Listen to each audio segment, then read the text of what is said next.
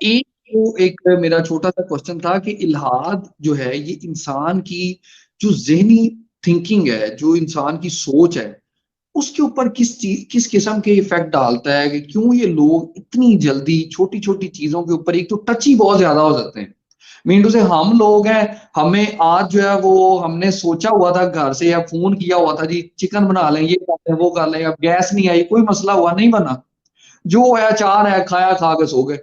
اب وہ لوگ اتنی اتنی چھوٹی چھوٹی چیز کے اوپر چیزیں توڑنا اور اس طرح کی چیزیں خراب کرنا، اور مطلب ایک انتہا جو ہے وہ بیہیویئر کی وہ لے کے آنا، وہ کیوں ہو جاتا ہے ان لوگوں کے اندر؟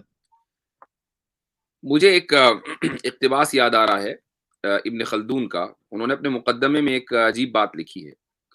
انہوں نے یہ لکھا ہے کہ جب انسان کی زندگی میں نعمتیں آتی ہیں اور خوشیاں زیادہ آتی ہیں تو اس میں توالد و تناسل کا سلسلہ بڑھ جاتا ہے، یعنی اس کے ہاں اولاد زیادہ ہوتی ہے. اور اگر وہ خوشیاں ختم ہو جائیں، اس کی زندگی سے مقصدیت نکل جائے، تو توالد و تناسل کا سلسلہ یا رکتا تو نہیں لیکن بہرحال کم ضرور ہو جاتا ہے. اور اس کی انہوں نے ایک مثال دی ہے. وہ مثال اس طریقے سے کہ رسول اللہ صلی اللہ علیہ وسلم کی جب وفات ہوئی تو خلافت راشدہ کی ابتدائی دور میں مسلمانوں کی تعداد 1,50,000 تھی.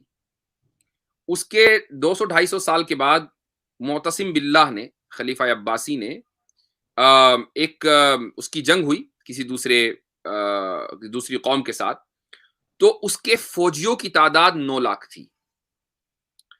تو 200-250 سال میں ساتھ میں انہوں نے دوسری ایک اور مثال دی ہے کہ عباسی خلیفہ مامون نے مردم شماری کرائی عباسیوں کی کہ اس وقت دنیا میں عباسی کتنے ہیں تاکہ ان کا وظیفہ باندھا جائے.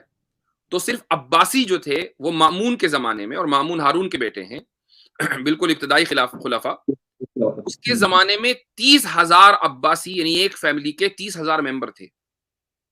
رسول اللہ صلی اللہ علیہ وسلم کے زمانے میں حضرت عباس کی اتنی اولاد نہیں تھی، یا خلافت راشدہ کے زمانے میں اتنی اولاد نہیں تھی. تو وجہ کیا ہے، یہ اولاد کیوں بڑھی؟ اس کا جو فلسفہ انہوں نے بیان کیا ہے وہ یہ کہ جب خلافت راشدہ قائم ہو گئی تو اسٹیبلٹی آ گئی تو لوگوں میں جو خوشی کا جو معیار ہے وہ بلند ہو گیا.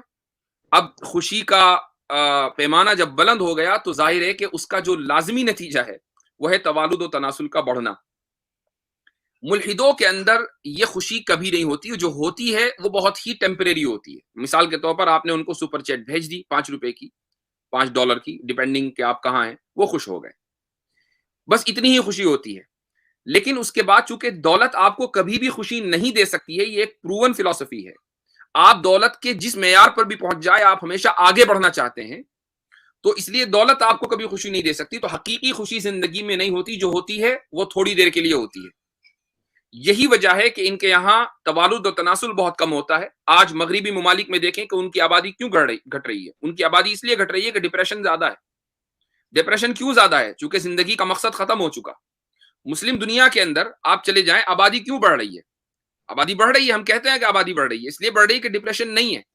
حالانکہ غربت ہے، حالانکہ کھانے کو نہیں ہے، لیکن ڈپریشن کیوں نہیں ہے؟ اس لیے کہ زندگی کا مقصد متعین ہے کہ کوئی بات نہیں، غریب رہ کر جنت کمائیں گے. ایک امیر بھی سوچ رہا ہے کہ میں امیر ہو کر جنت کماؤں گا، غریب یہ سوچ رہا ہے کہ میں غریب رہ کر جنت کماؤں گا. تو وہ مقصدیت ہے زندگی میں، لہٰذا ڈپریشن نہیں ہے. ڈپریشن نہیں ہے تو بچوں کی ماشاءاللہ بہتات ہے قوم کے اندر. تو جو خوشی کا جو ذریعہ ہے وہ بڑی وافر مقدار کے اندر موجود ہے. اس لیے آپ یہ دیکھیں گے کہ مغربی ممالک میں ڈپریشن زیادہ ہے اور مشرقی ممالک کے اندر ڈپریشن کم ہے. میں یہ نہیں کہہ رہا ہوں کہ بالکل نہیں ہے، لیکن بہرحال کم ہے.